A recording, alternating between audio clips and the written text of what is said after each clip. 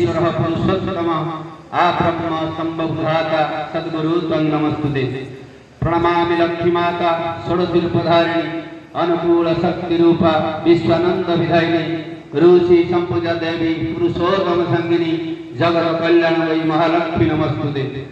ब्रह्म मार्ग प्रदर्शकम प्रेम भक्ति विनायकम शांति स्वस्ति विधायकम आचार्य प्रवरम नवमी। वर्तमान आचार्य आकुल चरण मोर शतकोटी प्रणाम।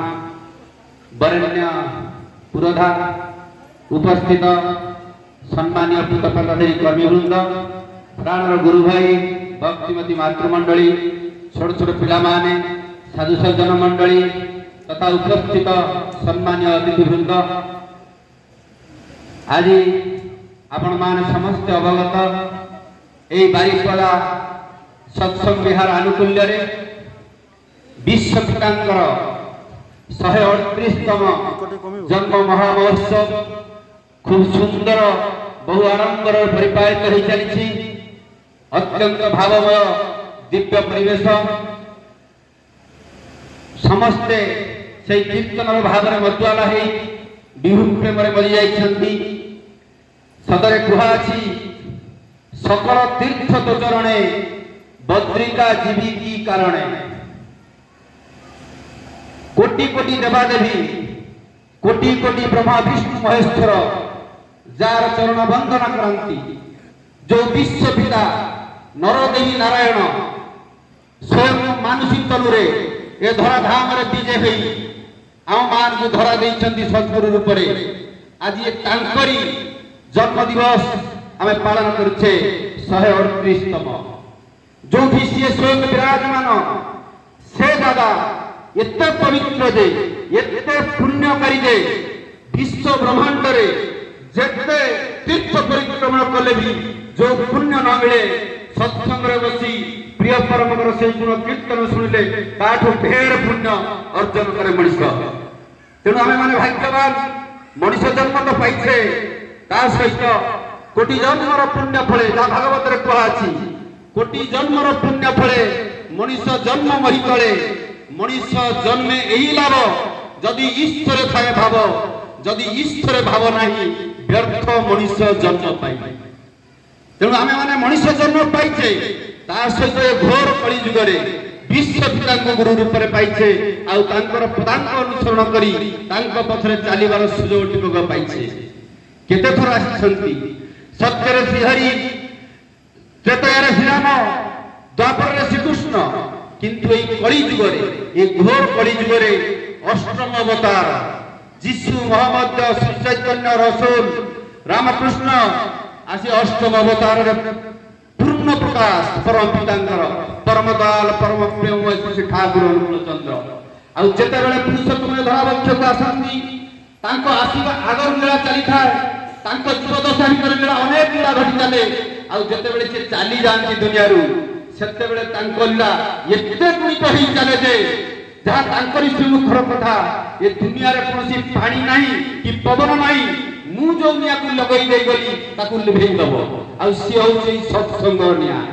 ये सत्संग निया एमि जळुथिबो विश्व दुनिया को विमोहित कर चलीथिबो काहेकि ना मनुष्य जीवन रे जेते बेले सब किछि हरई बसे केही का साहाय्य करंती नाही सहयोग करंती नाही अपनार करंती नाही सेते बेले से विमुख हुए एवं गोटे रास्ता खोजे हे नारायण मते रक्षा कर।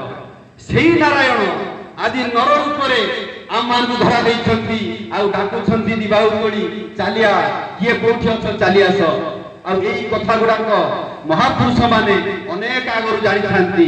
ओडिसार सेंती मालिका रे हमर अच्युतानंद महापुरुष कहिथिला दीपक कथा लीला मान हेब कीर्ति रही दीव अनुकूल नाम हरि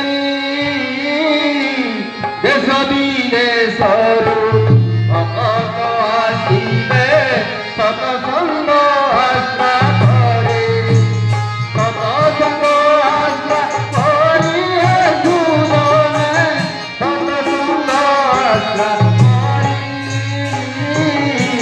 सतसंग आश्रा करी हे सुजने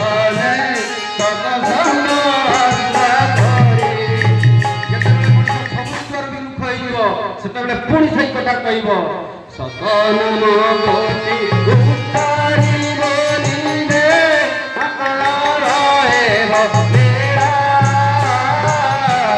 ଶୂନ୍ୟ ମାର୍ଗେ ରହି ଅଚ୍ୟୁତ ଦେଖିବ ଯୁଗ ପୁରୁଷଙ୍କ ଲୀଳା ଯୁଗ ପୁରୁଷଙ୍କ ଲୀଳା ଶୁଣେ ଯୁଗ ପୁରୁଷଙ୍କ ଲୀଳା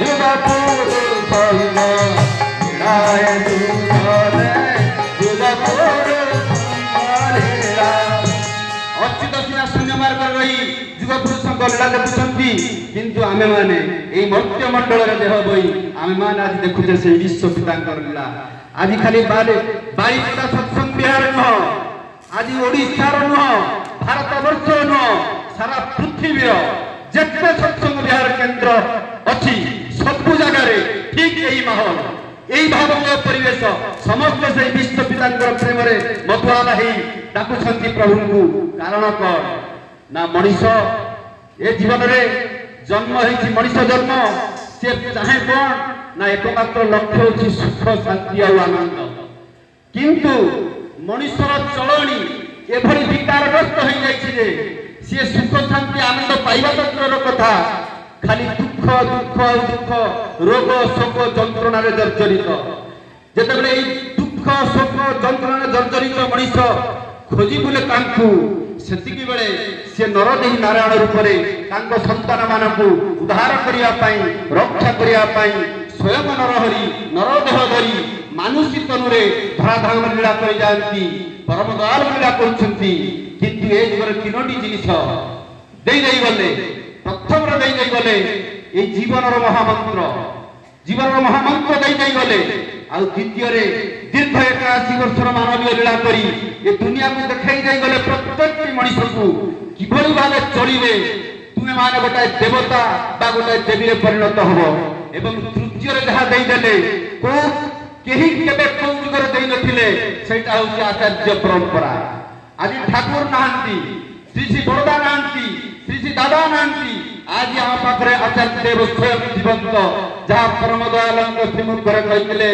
ଯେ ପୁରୁଷୋତ୍ତମ ଗୁରୁ ପ୍ରତୀକ ଗୁରୁ ବଂଶଧର ରେତ ଶରୀରେ ସୁପ୍ତ থাকে ଜାନ୍ତ ଦିନ ନିରନ୍ତର ତାଙ୍କରି ବଂଶଧର ଜୀବନ୍ତ ରହି ପରମ ପିତା ଲୀଳା କରୁଛନ୍ତି କେବଳ ଆମମାନଙ୍କୁ ତାଙ୍କରି ପ୍ରେମରେ ତାଙ୍କରି ଦୟାରେ ଭଜେଇ ଦେବା ପାଇଁ ମଣିଷ କଷ୍ଟ ପାଉଛି କାହିଁକି କଷ୍ଟ ପାଉଛି ତାର କର୍ମଫଳ ତାକୁ ନେଇଯାଉଛି ସେଇ କଷ୍ଟ ପଥରେ କର୍ମଫଳ ମାନେ ହେଲା କପାଳ ବା କପାଳ ମାନେ ହେଲା କର୍ମଫଳ ଯାହା କିଛି ଆମେ ଦୈନନ୍ଦିନ ଜୀବନରେ କରୁଛେ ସବୁ କିଛି ଆମର ଏଇ କପାଳ ରେକର୍ଡେଡ୍ ହେଉଛି ଆଜି ନହେଲେ କାଲି କର୍ମର ଫଳ ଭୋଗିବାକୁ ହବ ଠାକୁରଙ୍କୁ ଦୈନିକ ମା ପ୍ରଶ୍ନ ପଚାରିଛି ମା ଯେ ଠାକୁର ଯେ ଆପଣ ଯାହାକୁ ସୁଖ ଦଉଛନ୍ତି ତାର ଖାଲି ସୁଖ ପରେ ସୁଖ ଆଉ ଯାହାକୁ ଦୁଃଖ ଦଉଛନ୍ତି ତାକୁ ଖାଲି ଦୁଃଖ ପରେ ଦୁଃଖ ଠାକୁର ଟିକେ ନିରଜ ଗଲେ କିଛି ସମୟ ପରେ କହିଲେ ଦେଖ ମା ମୁଁ କାହାକୁ ସୁଖ ଦିଏନି ତୁ କାହାକୁ ଦୁଃଖ ଦିଏନି ମୁଁ ହେଲି ବିଧି ଯିଏ ଯେଭଳି ଭାବେ କର୍ମ କରେ ଫଳ ତଦନୁପାତି ପାଏ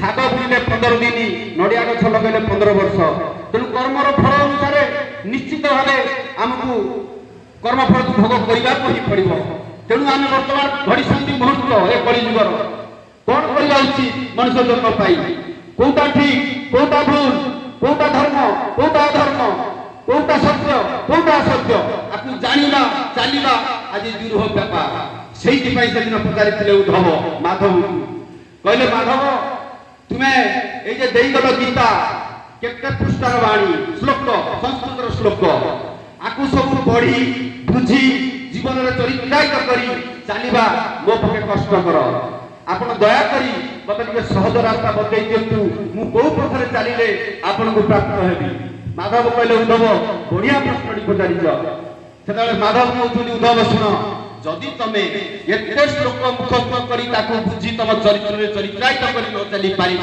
ତାହେଲେ ମୁଁ 5ଟି କଥା କହୁଛି ଏଇ 5ଟି କଥା ଯଦି ମାନି ଚାଲିବ ତାହେଲେ ତୁମେ ମୋତେ ପ୍ରାପ୍ତ ହବ ଉଦ୍ଧବ କହୁଛନ୍ତି ତାହେଲେ ପ୍ରଭୁ କୁହନ୍ତୁ ସେ 5ଟି କଥା କଣ ପ୍ରଭୁ କହିଲେ ଉଦ୍ଧବ ପ୍ରଥମେ ବ୍ରାହ୍ମ ମୁହୂର୍ତ୍ତ ଯେତେବେଳେ ଶଯ୍ୟା ତ୍ୟାଗ କରିବ ସେତେବେଳେ ତୁମେ ମୋର ନାମକୁ ସ୍ମରଣ କରିବ ଦ୍ୱିତୀୟରେ କହୁଛନ୍ତି ନିଜ ଉପାର୍ଜନ ଅର୍ଥରୁ ସର୍ବପ୍ରଥମେ ମୋତେ ଅର୍ଘ୍ୟ ଅର୍ପଣ କରିବ।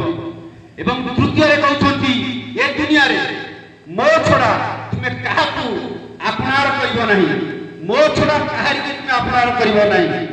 ଏବଂ ଚତୁର୍ଥରେ କହୁଛନ୍ତି ଯୋଉଠି ସାଧୁମାନେ ମୋ ବିଷୟରେ ଆଲୋଚନା କରୁଥିବେ ତୁମେ ତାଙ୍କଠାରୁ ମୋ ବିଷୟରେ ଜାଣିବାକୁ ଚେଷ୍ଟା କରିବ। ଏବଂ ପଞ୍ଚମରେ ଯାହା କହୁଛନ୍ତି ପ୍ରଭୁ ଯୋଉଠି ମତେ ନେଇକି ଉତ୍ସବ ଅନୁଷ୍ଠିତ ହେଉଥିବ ତୁମେ ସେଠି ନିଶ୍ଚୟ ଉପସ୍ଥିତ ରହିବ। ଏଇ ପାଞ୍ଚଟି ଯଦି କରିପାରିବ ତାହେଲେ ତୁମେ ମତେ ପ୍ରାପ୍ତ ହବ। ଆଜି ଆମେ ମାନେ ଭାଗ୍ୟବାନ ପରମ ଦୟାଳୁ ଗୁରୁ ରୂପରେ ପାଇ ଆମେ ସେଇ ପାଞ୍ଚଟି ପଥର ଯାତ୍ରୀ ପ୍ରତ୍ୟେକ ସକାଳୁ ଉଠି ନାମ କରୁଛେ, ସକାଳୁ ଉଠି ଇଷ୍ଟଭୂତି କରୁଛେ ଏବଂ ତାଙ୍କୁ ଆପଣାର କରିବାକୁ ଚେଷ୍ଟା କରୁଛେ। ତାଙ୍କର ଯୋଉଠି ସତ୍ସଙ୍ଗ ହଉଛି ଗୁରୁ ଭାଇ ମାନଙ୍କଠୁ ତାଙ୍କର ବିଷୟରେ ଜାଣୁଛେ ଏବଂ ଯୋଉଠି ତାଙ୍କର ଉପସ୍ଥିତି ଉତ୍ସବ ହଉଛି ଆମେ ସେଠି ଉପସ୍ଥିତ ରହି ତାଙ୍କରି କଥା ଶୁଣୁଛେ। ତେଣୁ ଆମେମାନେ ପ୍ରତ୍ୟେକ ସେଇ ପଥର ଯାତ୍ରୀ, ସେଇ ସୁଖ ଶାନ୍ତି ଆନନ୍ଦ ପଥରେ ଚାଲିବାର ଯାତ୍ରୀ। ସେଥିରେ ଗୋଟିଏ କଥା କହିବି, ମୋର ବକ୍ତବ୍ୟ ସାଙ୍ଗ କରିବି। ସେଦିନ ଠାକୁର ଲୀଳା କରୁଥାନ୍ତି ଜୀବଙ୍କ ଆଶ୍ରମରେ। ସନ୍ଧ୍ୟା ସମୟ ଓଡ଼ିଶାର ବିକାଶ ରଞ୍ଜନ ଭଗିକା ପାଖରେ ଥାନ୍ତି। ଠାକୁର ହଠାତ୍ ଜଣେ ଭାଇକି କହିଲେ ଆଶ୍ରମର ବ୍ରଜଗୋପାଳ ଚୌଧୁରୀ ବୋଲି, ତାକୁ ଡାକି କହିଲେ ଚୌଧୁରୀଦା ତୁମେ କଲିକତାରେ ଯୋଉ ଭାଇଟି ଦୀକ୍ଷା ନେଇଛି ଇଞ୍ଜିନିୟର ଭାଇଟି ତାକୁ ତୁମେ ଫୋନ କରି କୁହ ସେ କାଲି ସକାଳେ ସପରିବାର ଆସି ଆଶ୍ରମରେ ପହଞ୍ଚିଯିବ। ବ୍ରଜଗୋପାଳ କହିଲେ ସେ ବ୍ରଜଗୋପାଳ ଭାଇଙ୍କ ସାଙ୍ଗ, ଯଦିଓ ସେ ଦୀକ୍ଷା ନେଇଛନ୍ତି ଅନେକ ଦିନ ହେଲାଣି କିନ୍ତୁ ବ୍ରଜଗୋପାଳ ଭାଇଙ୍କର ତାଙ୍କ ସହିତ କମ୍ ଯୋଗାଯୋଗ ଅଛି। ଯାହା ବି ହଉ ପ୍ରଭୁଙ୍କୁ ସେ ପାଇକି ଚାଲିଛନ୍ତି ତାଙ୍କ ପଥରେ। ବ୍ରଜଗୋପାଳ ଭାଇ ଫୋନ କଲେ ସନ୍ଧ୍ୟା ସମୟରେ, କହିଲେ ଠାକୁର ଚାହିଁଛନ୍ତି ଆପଣ ସପରିବାରେ କାଲି ସକାଳୁ ବାହାରି ଆସି ରାତି ସୁଦ୍ଧା ଆଶ୍ରମରେ ପହଞ୍ଚି ଯାଆନ୍ତୁ। ଭକ୍ତର ଭଗବାନ ଯିଏ ତାଙ୍କୁ ବୁଝିଛି ସେ ଆଉ କିଛି ପ୍ରଶ୍ନ ପଚାରିବ ନାହିଁ। ସେ ଇଞ୍ଜିନିୟର ଭାଇ ଜଣକ ଉଷା କମ୍ପାନୀରେ ଚାକିରି କରିଥିଲେ କଲିକତାରେ। ତା ପରଦିନ ସକାଳ 8ଟାରେ ବାହାରିଲେ ବାଏ ରୋଡ ସପରିବାରେ, ପୁଅ ଝିଅ ସ୍ୱାମୀ ସ୍ତ୍ରୀ 4 ଜଣ ଯାକ ଚାଲି ଆସିଲେ ଆଶ୍ରମ ପହଞ୍ଚିଗଲେ ରାତି 8ଟା ସୁଦ୍ଧା। ଆସିକି ଠାକୁର ବସିଛନ୍ତି, ଜୀବନ୍ତ ଲୀଳା କରୁଛନ୍ତି। ଠାକୁର ବସିଛନ୍ତି, ଠାକୁର ପ୍ରଣାମ କଲେ ଏବଂ ବସିଲେ। ବସିଲା ପରେ କିଛି ସମୟ ଯାଇଛି, ଭକ୍ତମାନେ ବସିଛନ୍ତି। କିଛି ସମୟ ଯାଇଛି ଠାକୁର ସେଇ ଇଞ୍ଜିନିୟର ଉଷା କମ୍ପାନୀର ଇଞ୍ଜିନିୟର ଭାଇ କହୁଛନ୍ତି ତୁ ମତେ 6ଟା ଟେବୁଲ ଫ୍ୟାନ୍ ଆଣି ଦେଇପାରିବୁ? ସେତେବେଳକୁ ରାତି 9ଟା ପାଖାପାଖି ହେଲାଣି। ସେଇ ଇଞ୍ଜିନିୟର ଦାଦା ଟିକେ ଚିନ୍ତା କରି କହିଲେ ଠାକୁର ଏବେ ତ 9ଟା ବାଜିଲାଣି, ଦେଓଘର ବଜାରରେ ସବୁ ବନ୍ଦ ହେଇଯାଇଥିବ, ତେଣୁ ଆପଣଙ୍କୁ କାଲି ସକାଳେ ଆଣିକି ସେ ଫ୍ୟାନ୍ ଦେଇଦେବି। ଠାକୁର ଟିକେ ଗମ୍ଭୀର ହେଇଗଲେ। ଗମ୍ଭୀର ହେଇକି କହିଲେ ମୋର ଏଇ ମୁହୂର୍ତ୍ତରେ 6ଟା ଟେବୁଲ ଫ୍ୟାନ୍ ଦରକାର। ଆଖି ବୁଝି ଆଉ ପ୍ରଶ୍ନ ନ ପଚାରିକି ଚୌଧୁରୀ ଭାଇକି ଧରିକି ସେ ଇଞ୍ଜିନିୟର ଭାଇ ଗଲେ ଦେଓଘର ବଜାର। ଦେଓଘର ବଜାର ଯାଇ ଦେଖିଲେ ଗୋଟାଏ ଉଷା କମ୍ପାନୀର ଇଲେକ୍ଟ୍ରିକାଲ ଦୋକାନଟା, ତା ସାଙ୍ଗେ ଯାଇ ଚିହ୍ନା ପରିଚୟ ହେଲା ବେଳେ ସେ ଡିଲର ଉଷା କମ୍ପାନୀର, ଇଏ ଇଞ୍ଜିନିୟର ଉଷା କମ୍ପାନୀର। ଚିହ୍ନା ପରିଚୟ ହେଇଗଲା, କଥାବାର୍ତ୍ତା ହେଇଗଲା। ସେ ଡିଲର କହିଲେ ଆପଣ ନେଇଯାଆନ୍ତୁ 6ଟା ଫ୍ୟାନ୍, ମୋତେ ପରେ ପଇସା ଦେବେ। ଧରିକି ଚାଲି ଆସିଲେ। 9ଟା ଅତିକ୍ରାନ୍ତ ହେଇଗଲା ରାତି। ଠାକୁର ବସିଛନ୍ତି, କହିଲେ 4 ଫୁଟ ଯାକ ଲଗେଇ ଦିଅ 6ଟା ଫ୍ୟାନ୍। ଲଗେଇ ଦିଆଗଲା। ମାତ୍ର 10ରୁ 15 ମିନିଟ୍ ଚାଲିଛି କି ନାହିଁ, 10ରୁ 15 ମିନିଟ୍ ଚାଲିଛି କି ନାହିଁ ଠାକୁର କହୁଛନ୍ତି ବନ୍ଦ କରିଦିଅ, ଏବେ ହଟେଇ ଦିଅ।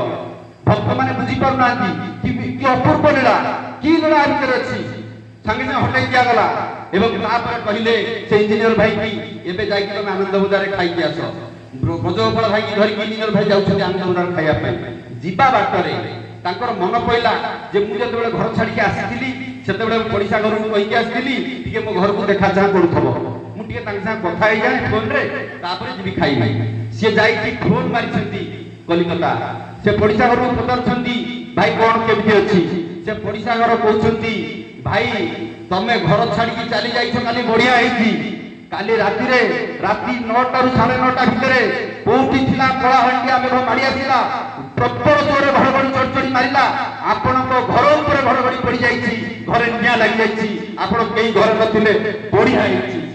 ସେତେବେଳେ ଇଞ୍ଜିନିୟର ଭାଇ ଶୁଣି ଦେଇଛନ୍ତି, ତାଙ୍କ ପାଦ ତଳୁ ମାଟି ଖସିଗଲା। କହିଲା ଏ ଦୟା ତାଙ୍କ ଛଡା ଆଉ କିଏ କରିପାରିବ? ଏଇଆ ଚିନ୍ତା କରି ଆଉ ଆନନ୍ଦବଜାର ନ ଖାଇକି ପଳେଇ ଆସିଲେ ଆଶ୍ରମକୁ ଏବଂ ଯାଇ ପ୍ରଣାମ କରି କହିଲେ ଠାକୁର ଆପଣ କେତେ ଦୟାମୟ ଭାବେ ବଞ୍ଚେଇ ଦେଲେ। ନା ଦେଖ ପରମ ପିତାଙ୍କ ଦୟା ହେଲେ ଏଇଟା ସମ୍ଭବ ହେଇପାରେ। ତେଣୁ ଭାଇ ଆମ ମାନଙ୍କର ପ୍ରତ୍ୟେକଙ୍କର ଅତୀତ ବର୍ତ୍ତମାନ ଭବିଷ୍ୟତ ତାଙ୍କ ନଖଦର୍ପଣରେ ଭାସି ଉଠୁଛି। ସେଦେବେ କରନ୍ତି କରୁଣା ବ୍ରହ୍ମାଶଙ୍କର ହୁଅନ୍ତି ବଣା ତସ୍ମିନ୍ ଦୁଷ୍ଟ ଜଗତ ଦୁଷ୍ଟ। ସେଥିରେ ସମସ୍ତଙ୍କର ସାହାଯ୍ୟ କଲ୍ୟାଣ କରୁଛି। ଜୟ ଗୁରୁ।